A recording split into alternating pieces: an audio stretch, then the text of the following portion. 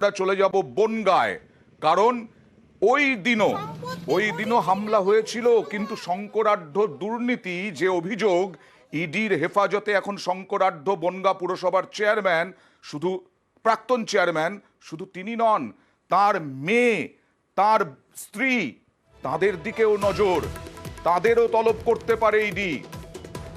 কথা বলবো প্রতিনিধি অর্পিতার সঙ্গে। অর্পিতা, কি জানতে চায়, কেন জানতে চায়, কেন তলবের সম্ভাবনা শঙ্করাঢ্যর স্ত্রী এবং মেয়েকে? দেখো, তোমাকে জানাই যে রেশন দুর্নীতি মামলায় কিছুদিন আগেই আমরা জানি যে শঙ্করাঢ্যকে গ্রেপ্তার করেছে ইডি।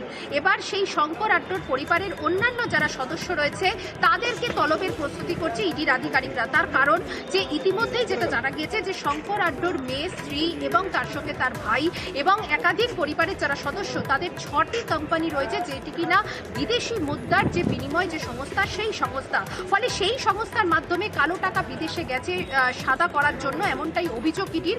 ইতিমধ্যেই আদালতকে ইডি জানিয়েছে যে 95টি তারা সংস্থার কথা তারা জানতে পেরেছে যে ফরেক্স কোম্পানিগুলোর মাধ্যমে কালো টাকা সাদা করা হতো।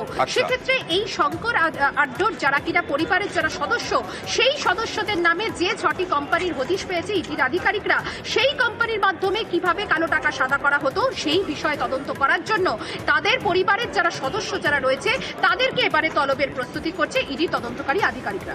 দেখা যাক শঙ্করাঢ্যর স্ত্রী এবং মেয়েকে কবে তলব করে এবং সত্যি ইডি কিছু পায় কিনা তদন্তে, আমরা সেই অপেক্ষায় থাকব। এবার